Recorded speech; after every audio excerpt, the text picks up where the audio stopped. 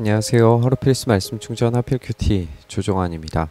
오늘 함께 나눌 하나님 말씀은 예레미야 18장 13절에서 23절까지 말씀입니다. 그러므로 나 주가 말한다. 누가 이와 같은 말을 들어보았는지 세상 만민에게 물어보아라. 처녀 이스라엘은 너무 역겨운 일을 저질렀다.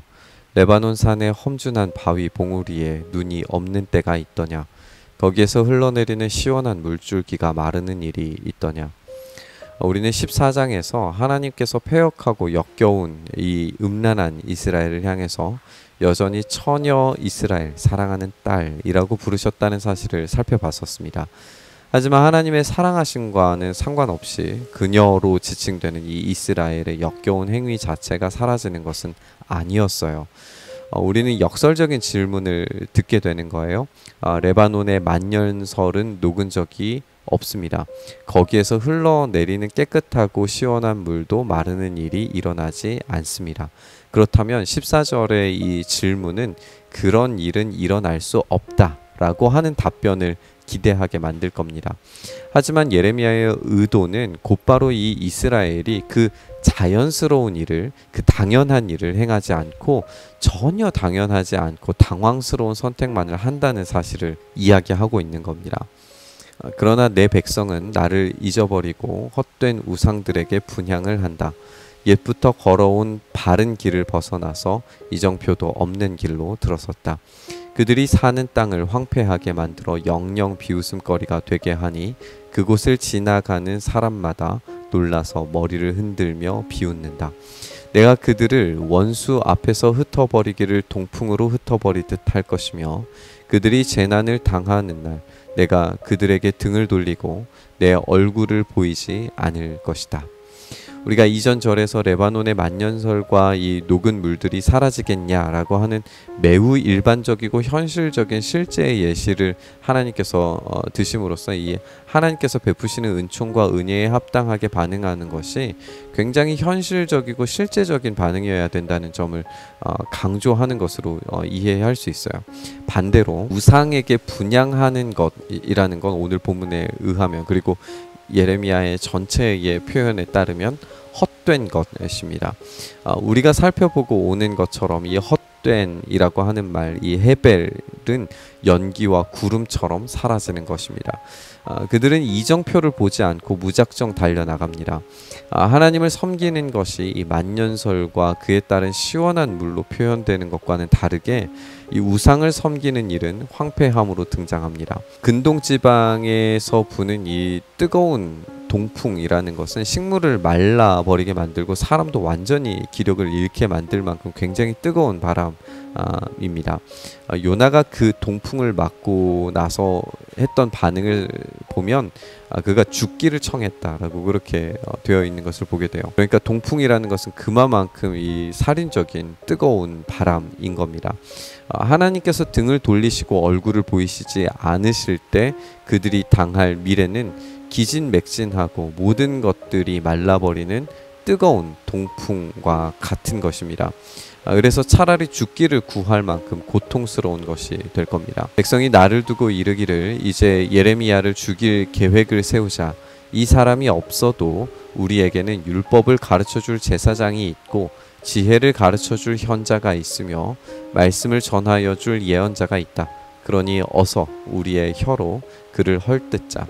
그가 하는 모든 말을 무시하여 버리자 합니다. 예레미야는 하나님께 호소해요. 백성들은 다른 이 대체할 수 있는 제사장들이 많이 있다라고 인식하고 있습니다.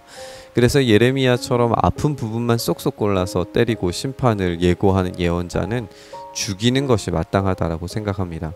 여기에 우리의 혀로 헐뜯자라고 하는 말은 그들이 법정에서 고소하기를 원하고 실제적인 공격을 가하리라 라고 하는 것을 예고하는 표현으로 읽을 수 있습니다. 주님, 저의 호소를 들어주십시오. 원수들이 저를 두고 하는 말을 들어보십시오. 선을 악으로 갚아도 되는 겁니까? 그런데도 그들은 제 목숨을 노려서 함정을 팠습니다. 제가 주님 앞에 나서서 그들을 변호한 것, 주님께서 그들을 보시고 진노하셨지만 주님의 진노를 풀어드리려고 그들을 생각하면서 주님의 은혜를 간구한 것을 기억하여 주십시오. 예레미야는 분명히 어떤 중보자 역할을 감당했습니다. 이스라엘과 하나님 사이에서 중재되기를 원했어요. 하지만 이제 중보자라고 하는 이 역할에서 철저히 배신당하고 버려지는 존재가 되어버렸습니다. 원수들은 이 중보자마저도 원하지 않고 하나님과는 전혀 다른 노선을 타기를 원하는 것을 우리가 읽게 됩니다. 하나님께서 말씀하신 것처럼 이 이정표를 벗어나서 빠르게 달려가길 원하고 있는 거예요.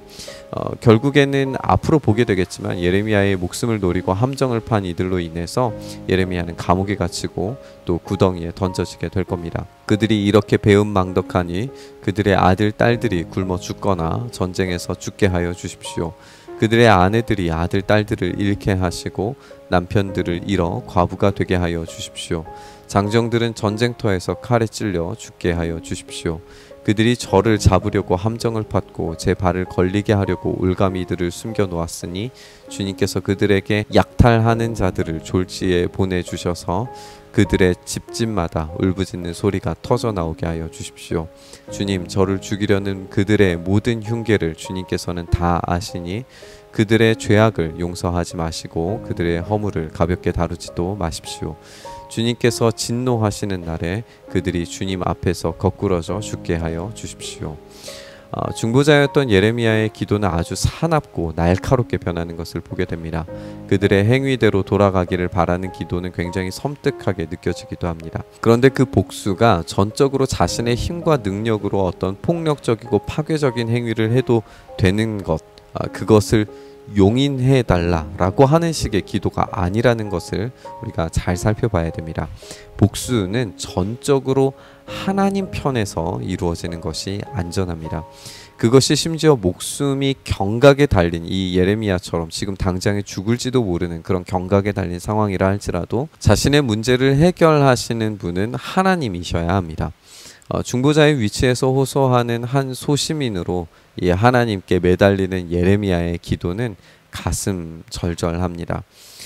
그가 무거운 중책을 가지고 이스라엘의 반대자들을 향해서 하나님의 말씀을 전하고 하나님께 이스라엘을 불쌍히 여겨달라고 기도하는 것은 이제 한계를 맞이한 것처럼 보입니다.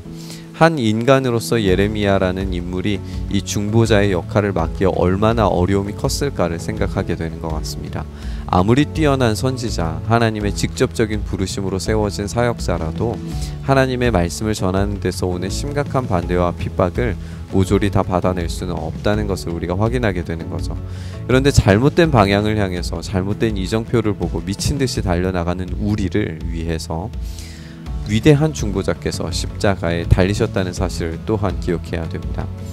예수님께서는 예레미야가 했던 것처럼 자신을 거절하는 이들에게 심판이 다가왔다라고 아주 강력하게 선언하십니다. 그럼에도 불구하고 예레미야와는 다르게 십자가에 달려 마지막을 맞이하실 때 저들의 죄를 용서하여 주시기를 구하시는 우리의 중보자를 보게 됩니다. 왜냐하면 이 위대하신 중보자이신 예수님의 사역은 참 하나님이심으로써 하나님과의 사이를 화해케 하시고 참 인간으로서 우리를 죽음과 사망의 절망에서 건져내셨기 때문에 그렇습니다. 우리는 헛된 것들, 안개와 바람 같은 것들을 간절히 바라고 소망하면서 이 목마르지 않을 생명수로 무한한 것들을 공급하시는 이 주님을 십자가에 못 박는 그런 잘못을 저지릅니다. 그런데 우리를 용서하시고 용납하시는 이 중보자로 말미암아서 영원히 마르지 않는 생명수를 얻는다는 사실을 우리가 재확인해 봤으면 좋겠습니다. 이 위대한 중보자 예수 그리스도의 중보하심 안에서 참된 위로와 만족, 그 은혜와 긍휼을 얻기를 바라고 소망하면서 우리 묵상의 자리로 나아가시죠. 주님, 그렇습니다. 아무리 뛰어난 예언자, 아무리 뛰어난 인물이라 할지라도 참된 중보자의 역할을 하는 것은 불가능해 보였습니다. 그러나 우리의 진짜 중보자이신, 우리의 영원한 중보자이신 예수 그리스도께서 하신 이 위대하신 일들을 우리가 기억하며 주님 앞에 나아갑니다. 하나님과 우리 사이를 화해케 하신 그 놀라운 사역을 우리가 온전히 붙잡음으로 우리의 참 중보자이신 분께 우리의 삶을 온전히 드리오니 주여, 우리를 화해케 하신 그 놀라우신 사랑의 은혜 앞에서 오늘도 하루를 살아갈 수 있는 힘과 은혜와 용기를 우리 중보자께서 주시는 그 놀라운 은혜로 말미암아 얻을 수 있고 목마르지 않을 수 있고 경험할 수 있고 온전히 붙잡을 수 있는 상황으로 우리의 삶이 나아갈 수 있도록 주여 은혜 더하여 주시옵소서. 그렇게 우리의 삶 붙드시길 소망하며 우리 주님 예수님 이름으로 기도드리옵나이다. 아멘.